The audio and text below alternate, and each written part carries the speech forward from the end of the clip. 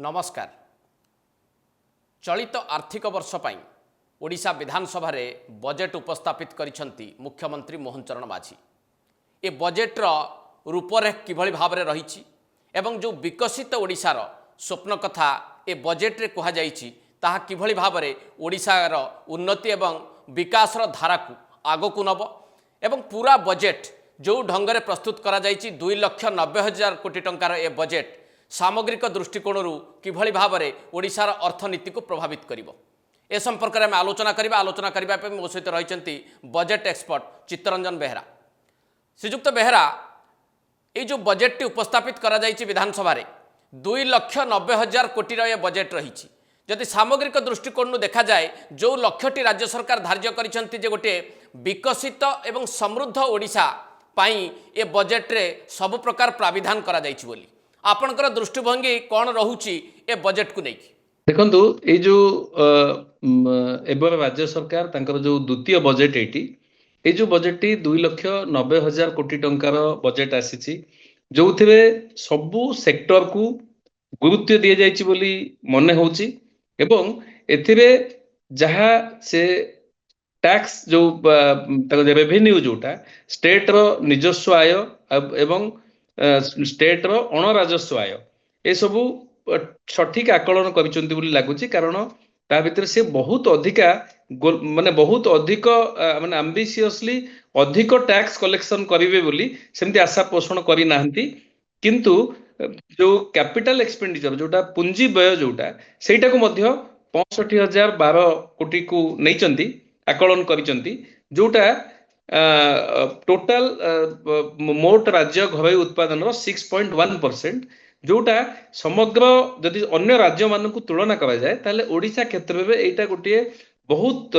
माने बड़ो आलोकेशन पुंजी व्यय पई बोली हमको कहबा को पड़िबो। एठी जदि मो श्रीजुक्त बेहरा आपन कहे जे स्टेट ओन टैक्स रेवेन्यू जहां विगत आर्थिक वर्ष रे थिला ताठो 6,000 कोटी टंका बढ़ा जाइछि 66,000 कोटी को रखा जाइछि एवं जदि स्टेट रो ओन नॉन टैक्स रेवेन्यू देखिबे ताहले एठी 2,000 कोटी टंका मध्ये अधिक धार्य लक्ष्य करा जाइछि जोटा 58,000 रु 60,000 कोटी कणा जाइछि एवं मोटामोटी भाव में स्टेट रो ओन रेवेन्यू को लक्षे 18,000 रु लक्षे 26,000 कोटी रे पहुंचेबार लक्ष्य रखा जाइछि। देखो एटा गोटे सरकार को खर्च करबा पई जो सब कार्यक्रम व्यय हो बा विकास पई जो खर्च दरकार से खर्च करबा पई राज्य सरकारंकर आर्थिक स्थिति को गोटे सुविधाजनक स्थिति में आणुची राज्य सरकारंकर जोटा नॉन टैक्स रेवेन्यू जोटा माने अण राजस्व आय जोटा जोटा विशेष करी जार सिंहभाग आसे फणी राजस्व माने ओडिशा एकमात्र राज्य समग्र देश रे जे कि क्रमागत भाव में 50,000 कोटी टंकारु अधिक नॉन टैक्स रेवेन्यू माने पाइबार सुजोग ताहा पाखे रही से भली सौभाग्य रही जोटा गत वर्ष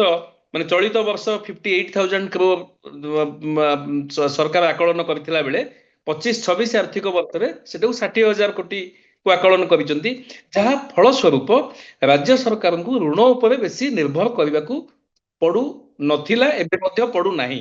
एबे जदि देखिबे 2,90,000 कोटी टंका टोटाल आकलन रे मात्र 47,400 कोटी टंका ऋण को सरकार आकलन करिसंती जोटा कि गोटे रेवेन्यू सरप्लस बजेट कारण पुंजी व्यय करिया पई ही सरकार ऋण करिया को पड़ुची माने 65,012 कोटी टंका जगार 47,400 कोटी टंकार ऋण करुचन सरकार बाकी बड़का टंका जोटा सेटा निजस्व माने जो टोटाल जोटा own tax revenue non tax revenue जोटा सेंट्रल ट्रांसपोर्ट जोटा डिवोल्यूशन एक आसुची एवं सेंट्रल ग्रांट ये सब को मिसेले ता देर मध्य पैसा पड़ुची जोटा गोटे भल सुविधाजनक स्थिति भीतर रही एवं जोटा एबे जो पंचदश अर्थ कमिशन को जो सीलिंग रही जोटा राज्य सरकार मोट घरोई उत्पादन 25% पर्यंत ऋण करिवार सामर्थ्य रखती जोटा परमिटेड सेठी मात्र 12.70 भीतर रहुची जो जहा द्वारा सरकार पाखे गोटे एल्बो रूम रहुची जे सरकार चाहिए बहुत अधिक आउ ऋण करी अधिक पुंजी व्यय करि परिबे एवं जो भित्तिभूमि सृष्टि करिवे जोटा आर्थिक विकास पई इकोनॉमिक ग्रोथ पई सेठी करिवार संभावना तांग पाखे रहुची। ए बजेट को जदि टिके भल भाव आप देखिए जे प्रोग्राम एक्सपेंडिचर पर 1,70,000 कोटी टंकार व्यवहार करथिबा बेले कैपिटल आउटले 65,012 सोशल सेक्टर पर 1,19,565 इकोनॉमिक सेक्टर पर 91,647 कोटी और डेवलपमेंट एक्सपेंडिचर रोचे 2,11,212 कोटी। अर्थ टोटाल 2,90,000 कोटी रु डेवलपमेंट कार्यक्रम माने विकास कार्यक्रम 2,11,000 कोटी टंका व्यय बराद होची जोतरे पूंजी माने एसेट क्रिएशन 65,012 कोटी टंका पूंजी व्यय सेटा गोटे भल कथा बोली आम कहवा जहाँ फल कि सरकार जो उद्यम करुछन जहाँ घोषणा करिसेंती बजेट रे जो नुआ रास्ता करिवे नुआ बंदर करिवे जो बंदर भित्तिक अर्थनीति को अग्राधिकार देवे सहरांचल विकास करिवे एवं ग्रामांचल को भी गुरुत्व देवे सबू करिवारे सबू जहाँ योजना लक्ष्य रखुचंती से भली लक्ष्य साधन करबा पई पुंजीगत असुविधा हबो नाही बोली मु भाबुची। श्रीजुक्त बेहेरा 16टी नुआ इनिशिएटिव नहीं कथा मुख्यमंत्री तांकर बजेट अभिभाषण में रखिंट जहाँ भितर रही अंत्योदय गृह योजना एवं सुभद्रा सुरक्षा योजना रही श्रीजगन्नाथ दर्शन योजना गोटे कर 30 कोटी टंका व्यय बराद करा उत्तर ओडिशा डेवलपमेंट काउंसिल और दक्षिण ओडिशा डेवलपमेंट काउंसिल 200 कोटी प्रत्येक व्यवस्था करा गोटे ओडिशा पुष्टि मिशन कर 100 कोटी टंका एवं बकुल वन उन्नयन आम शिमिपाल योजना या 50-50 कोटी टंका मॉडल मंडी 50 कोटी टंकार व्यवस्था करा शहीद लक्ष्मण नायक आदर्श विद्यालय 100 कोटी टंका रखा एवं ओडिया डायस्पोरा संपर्क 10 कोटी टंकार गोटे व्यवहार करा हाँ सरकार चेष्टा करिसेंती जे जो उत्तर ओडिशा दक्षिण ओडिशा विकास परिषद 200 कोटी टंका आलोकेशन करिकी जोटी की गोटे आंचलिक वैषम्यता दूर करिवारे सेटा गोटे सहायक हबो। बाकी जो सिमिलपाल कथा कहंतु बा बकुल वन कथा कहंतु जो जो जो जो नुआ आइडेंटिफाई करिसेंती जोठी खर्च करिवे सेठी निश्चित भाव में गोटे हमर जो एबे सरकार जो भली भाव में लक्ष्य रखिथिले से भली लक्ष्य को से अचीव करिया पई तांको पई एथिरे गोटे सुजोग रहियो बोली भाबुछि मु। एथर आउ गोटे माने व्यवहार करने सरकार योजना रखिछन जोटा मुख्यमंत्री ताकर अभिभाषण में रखिछन जे मुख्यमंत्री कन्या विवाह योजना गोटे 12 कोटी टंकार प्राविधान करा जे जो माने झीओं को बाहागर दबा अक्षम रोचंती से आर्थिक भाव में सहायता मिलिबो एवं गोटे सामूहिक विवाह कार्य जहाँ आर्थिक प्रोत्साहन ताकू सरकार जोगे देबे। देखो सारा भारत में महिला भोटर मान आकर्षित करने गोटे प्रतियोगिता लगी रही से क्रम आम राज्य गोटे सुभद्रा योजना ता देह 10,000 कोटी टंकार अधिका व्यय बराद होती जो 12 कोटी टंकार जो गरीब झील मान बाहागर जो योजना करुँच आम एटा भल जो मैंने जो गरीब लोक झील मैंने बाहा पार ना 12 कोटी जे सेटा मु भावुनी किंतु ठीक अच्छे नुआखी जेहेतु आरंभ होती गोटे भल उद्यम बोली कह जाय परिबो कारण गोटे गण विवाह कार्यक्रम जदि निराडंबर भाव एटा करा जाए ताहले एटा समाज को मध्य आउ गोटे वार्ता दबार सहायक हो पारे। तेणु जदि गोटे एटा गोटे माने गोटे बहुत बड़ सोशल इंपैक्ट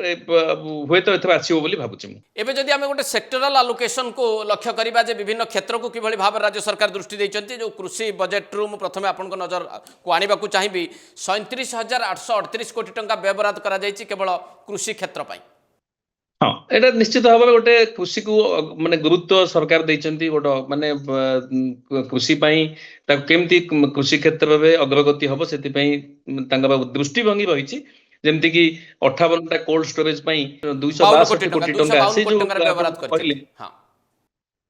करिसेंती एवं मिलेट रो जोटा एमएसपी जोटा तार जो मिनिमम सपोर्ट प्राइस 4,500 टंका पर क्विंटल देबे जहा द्वारा कि मिलेट चाष करिवा पई चासी माने आग्रही हेबे एवं जो श्री अन्न योजना सेतिरे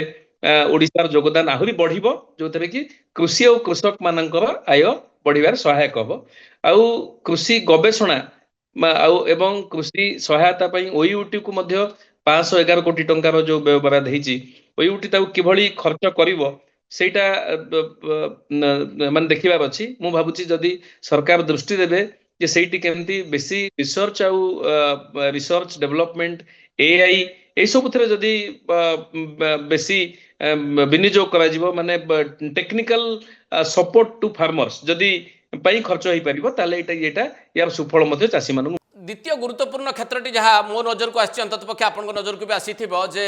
মানে কম্যুনিকেশন এবং ট্রান্সপোর্টেশন এ দুইটি ক্ষেত্রକୁ অধিক ভাবে গুরুত্ব দেওয়া সরকার চেষ্টা করেছেন যেমতি পোর্ট ডেভেলপমেন্ট পাই 107 কোটি টঙ্কার গোটে ব্যবরাদ সে করছেন তা সহিত যেমতি রয়েছে ন্যাশনাল হাইওয়ে অথরিটি ইন্ডিয়া যেমতি রয়েছে সেই ঢাঞ্চার গোটে রাজ্য রাজপথ প্রাধিকরণ গঠন করা এবং 13,000 কোটি টঙ্কার ব্যবরাদ করছেন রাজ্য সরকার ইয়া পাই। ହଁ ଦେଖନ୍ତୁ ଯୋଉ ଯେତେବେଳେ ମୁଖ୍ୟମନ୍ତ୍ରୀ ବଜେଟ ଅଭିଭାଷଣ ଆରମ୍ଭ କଲେ ସେ ଅତି ଶୀଘ୍ର ଏଇ କଥା କହିଲେ ଯେ ଆଭିମୁଖ୍ୟ ରହୁଛି ସରକାରଙ୍କର ଯେ ଗୋଟିଏ ବନ୍ଦର ଭିତ୍ତିକ କେମିତି ଆର୍ଥିକ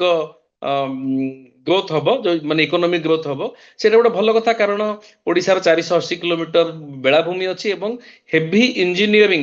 ର ଓଡିଶା ଗୋଟିଏ ଭଲ ମାନୁଫ୍ୟାକ୍ଚରିଂ ଜାଗା ତେଣୁ ଯୋଉଟା ଏକ୍ସପୋର୍ଟ ଆଉ ଇମ୍ପୋର୍ଟ ପାଇଁ ବନ୍ଦରର ବହୁତ ଅଧିକ ଆବଶ୍ୟକ ରହିଛି ଏବଂ ବନ୍ଦର ସହିତ ଯୋଉ ଜାହାଜ ନିର୍ମାଣ ଜାହାଜ ରିପେୟାର ଏସବୁ ମଧ୍ୟ ପ୍ରଶସ୍ତ ସୁଯୋଗ ରହିଛି ଯୋଉଥିରେ ୟାକୁ ଆକ୍ଚୁଆଲି ଫଳବତୀ କରିବା ପାଇଁ ଯୋଉଟା କେନ୍ଦ୍ର ସରକାରଙ୍କର ଗୋଟେ ଯୋଜନା ଅଛି ଯୋଉଟାକୁ ସେ ମଲ୍ଟି ମୋଡାଲ କମ୍ୟୁନିକେସନ ସିଷ୍ଟମ କହୁଛନ୍ତି ମାନେ ଯୋଉଟା ରୋଡ ରେଲୱେ ଏବଂ ପୋର୍ଟ ଏଇ ତିନିଟା ଯାକର ଗୋଟେ ସିଙ୍କ୍ରୋନାଇଜେସନ କରିକିରି ଯାହା ଦ୍ୱାରା ଗୋଟେ ଇକୋନୋମିକ ଡେଭଲପମେଣ୍ଟ ହବ ଲଜିଷ୍ଟିକ୍ସ କଷ୍ଟଟା କମ ହବ ଯୋଉଟା ଗମନାଗମନ ଖର୍ଚ୍ଚ ଯୋଉଟା ବା ପରିବହନ ଖର୍ଚ୍ଚ ଯୋଉଟା ଯୋଉ ଦ୍ରବ୍ୟ ଉତ୍ପାଦିତ ହଉଛି ବା ଯୋଉ ଦ୍ରବ୍ୟ ଆମେ ଇମ୍ପୋର୍ଟ କରୁଛନ୍ତି ଆମେ ଦେଶ ଭିତରୁ ମଧ୍ୟ ଆଉ ଗୋଟେ ରାଜ୍ୟରୁ ଯଦି ଆଉ ଗୋଟେ ରାଜ୍ୟକୁ ଆସିବ ରୋଡ ଅପେକ୍ଷା ଯଦି ସେଟା ଜଳପଥରେ ଯିବ ତାହେଲେ ତାର ଲଜିଷ୍ଟିକ୍ସ ଖର୍ଚ୍ଚ ବା ଯୋଉଟା ତା ପରିବହନ ଖର୍ଚ୍ଚଟି କମ ହବ ଏବଂ ସେଠି ପ୍ରତିଯୋଗିତାପୂର୍ଣ୍ଣ ହେଇପାରିବ ପ୍ରତିଯୋଗିତାପୂର୍ଣ୍ଣ ହେଲେ ସେଟା ଯୋଉ ବୈଷୟିକ ଯୋଗାଣ ଶୃଙ୍ଖଳା ଭିତରେ ସେଟା କମ୍ପିଟିଟିଭ ହବ ଏବଂ ଅଧିକ ଏକ୍ସପୋର୍ଟ କରିହବ ଆଉ ଗୋଟେ ସମନ୍ୱୟ ରଖିବା ପାଇଁ ବିଭିନ୍ନ ବିଭାଗ ଭିତରେ ଯୋଉ ନ୍ୟାସନାଲ ହାଇୱେ ଅଥରିଟି ଢାଞ୍ଚାରେ ଯୋଉଟା ଓଡିଶା ହାଇୱେ ଅଥରିଟି ଗୋଟେ ସରକାର ଚିନ୍ତା କରିଛନ୍ତି ତା ଅଣ୍ଡରରେ ସେମାନେ ଯୋଉ ରାଜ୍ୟ ରାଜପଥ ତାପରେ ବାକି water resources department rural roads ଏଇ ସବୁର ଗୋଟେ ତାପରେ ମାନେ ଯାହା ଯାହା ରାସ୍ତା ସହିତ ସଂଯୁକ୍ତ ମାନେ ଇଭେନ ଯୋଉଟା ପ୍ଲାନ କରିବ ଯେ କେମିତି ନୂଆ ରାସ୍ତା ତିଆରି ହବ ରାସ୍ତା କେମିତି ଯୋଉଟା ଟୁ ଲେନ୍ ଅଛି 4 ଲେନ୍ କେମିତି ହବ ବା 6 ଲେନ୍ କୋଉଠି ଦରକାର ପଡିବ ଏବଂ ଯୋଉଗୁଡିକ ବିଭିନ୍ନ ଅର୍ଥନୈତିକ ଦୃଷ୍ଟିରୁ ଗୁରୁତ୍ୱପୂର୍ଣ୍ଣ ଜାଗା ତାକୁ ସଂଯୋଗୀକରଣ କରିବ ଏଇ ସବୁକୁ ଚିନ୍ତା କରିବା ପାଇଁ ଗୋଟେ ଅଥରିଟି ଯେ କି ଗୋଟେ କେନ୍ଦ୍ରୀୟ ମାନେ ଗୋଟେ ସେଣ୍ଟ୍ରାଲାଇଜ୍ଡ ଥିଙ୍କ ଟ୍ୟାଙ୍କ ଭଳି କାମ କରିବ ଏଇଟା ଗୋଟେ ଭଲ ଯୋଜନା ବୋଲି ମୁଁ ଭାବୁଛି এবং শিল্প ক্ষেত্রକୁ ମଧ୍ୟ যথেষ্ট গুরুত্ব ଦେଇଛନ୍ତି এଥିରେ রাজ্য সরকার তা সহিত গোটে নিযুক্তি টার্গেট ମଧ୍ୟ ফিক্স କରିଛନ୍ତି 12,88,000 মিনিমম নিযুক্তি সুযোগ সৃষ্টি କରିବାକୁ সরকার ধার্য କରିଛନ୍ତି এଥିରେ। ହଁ ଦେଖନ୍ତୁ 12 ଲକ୍ଷ ଯୋଉଟା 12,88,000 ନିଯୁକ୍ତି ଯଦି ସୃଷ୍ଟି ହେଇପାରିଲା ବହୁତ ଭଲ କଥା ଏଇଟା ଆମ୍ବିସିୟସ୍ ଟାର୍ଗେଟ କାରଣ ଆମର ଟୋଟାଲ ଯୋଉ ଏବେ ଯୋଉ କରିଥିଲେ ଉତ୍କର୍ଷ ଓଡିଶା ସେଥିରେ 16,73,000 କୋଟି ଟଙ୍କାର ପୁଞ୍ଜି ବିନିଯୋଗ ପାଇଁ ସରକାରଙ୍କୁ ପ୍ରସ୍ତାବ ଆସିଛି କିନ୍ତୁ ଯେତିକି ଏ ଯୋଉ 12,88,000 ଜବ କ୍ରିଏଟ କରିବା ପାଇଁ ବେସିକାଲି ଯୋଉଟା ଜବ ଇଣ୍ଟେନସିଭ ବା ଯୋଉଗୁଡିକ ମାନେ ବେଶୀ ମାନେ ଲୋକ ଯୋଉଟା କି 2 କୋଟିରେ ଗୋଟିଏ ଲୋକ ଚାକିରି ସୃଷ୍ଟି କରିବା ଶିଳ୍ପ ଆଉ 5-10 ଲକ୍ଷ ବିନିଯୋଗରେ ଗୋଟିଏ ଚାକିରି ସୃଷ୍ଟି କରିବା ଶିଳ୍ପ ମାନେ ଯଥା ଯୋଉଟାକ ଧରନ୍ତୁ ଟେକ୍ସଟାଇଲ ହେଲା ଲେଦର ହେଲା ବା ଯୋଉ ଟୟ ମାନୁଫ୍ୟାକ୍ଚରିଂ ଯୋଉଟା ଏଥର କେନ୍ଦ୍ର ସରକାର ବଜେଟରେ ଗୋଟେ ଗୁରୁତ୍ୱ ଦେଇଛନ୍ତି ଏଇଭଳି ଯୋଉଗୁଡିକ ଲେବର ଇଣ୍ଟେନସିଭ ଇଣ୍ଡଷ୍ଟ୍ରି ସେଗୁଡିକ ଯଦି ଜଲ୍ଦି ମାନେ ଗ୍ରାଉଣ୍ଡ ବ୍ରେକିଂ ହେଲା ବା ଜଲ୍ଦି କାର୍ଯ୍ୟକ୍ଷମ ହେଲେ ତାହେଲେ ସରକାରଙ୍କର ଯୋଉ ନିଯୁକ୍ତି ର ଯୋଉ ଟାର୍ଗେଟ ରଖିଛନ୍ତି ସେଇଠି ପୂରଣ ହେଇପାରିବ ଏଇଟା ସମ୍ଭବ ବି। ଶ୍ରୀଯୁକ୍ତ ବେହେରା ଯୋଉଠି ବଡ଼ କ୍ଷେତ୍ର ଏବଂ ଅନେକ ସମୟରେ ଆମେ ଏ କ୍ଷେତ୍ରକୁ ଅଣଦେଖା କରିକି ଆସିଛନ୍ତି ସେ ହେଉଛି ଟୁରିଜିମ୍ ବା ପର୍ଯ୍ୟଟନ କ୍ଷେତ୍ର ଏଥର 820 କୋଟି ଟଙ୍କାର ବଜେଟାରୀ ଆଲୋକେସନ କରାଯାଇଛି ଟୁରିଜିମ୍ କ୍ଷେତ୍ରକୁ ବା ପର୍ଯ୍ୟଟନ କ୍ଷେତ୍ରକୁ। ହଁ ଦେଖନ୍ତୁ ଓଡିଶାର ଗୋଟିଏ ଯୋଉ ବେଷ୍ଟ କେପ୍ଟ ସିକ୍ରେଟ ବୋଲି ଯୋଉ ପବ୍ଲିସିଟି ହୁଏ ସେଟା ଗୋଟେ ଯଥାର୍ଥ କଥା ତେଣୁ ଓଡିଶାରେ ପର୍ଯ୍ୟଟନର ଅପାର ସୁଯୋଗ ରହିଛି जोटा कि गोटे हीराकुद रे सरकार स्थिर कर हीराकुद आ गोटे हमर जो सातकोशिया सेटाकू से माने केंद्रीय स्कीम संगे सिंक्रोनाइज करिवे ता छड़ा आउ 800 कोटी जोटा ओडिसा रे बहुत माने नेचर अछि बीच अछि फॉरेस्ट अछि तापरे वाइल्ड लाइफ अछि ए सब को चिंता करिकी जदि ठीक भाबरे एटी विनियोग करा जाए ताहले मु भाबुची 800 कोटी टंकारु आहुरी अधिक व्यवहार पर्यटन पई हबार सुजोग रहिछि कारण पर्यटन क्षेत्र को इनसेंटिव दबा पई मध्ये आवश्यकता रहिछि जोटा जो माने अधिक अधिक अधिक होटल शिल्प हवा दरकार जहा फल रे कि जेते टूरिस्ट मान आसीबे से माने जेमि रहिबा पई तांको अधिक सुजोग मिलिबो मोटामोटी भाव में जदि बजेट को आपड़ देखते जहाँ मुख्यमंत्री अभिभाषण में कहते ये टी ग्रामाभिमुखी माने गाँव विकास को अधिक भाव में गुरुत्व दि जाइए गरीब कल्याण योजना गुड़िक क्षेत्र में सरकार अधिक भाव में ध्यान केन्द्रित करछंती महिला सशक्तिकरण योजना को सी गुरुत्व देइछंती ता सहित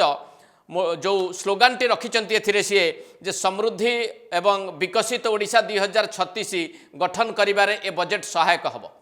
हाँ से माने सेमती माने जो बजेट डॉक्यूमेंट सरकार आभिमुख्य को स्पष्ट करुच्ची किंतु मु भाबुची आउ अधिक अग्रेसिव हबार आवश्यकता मध्य सरकार रही कारण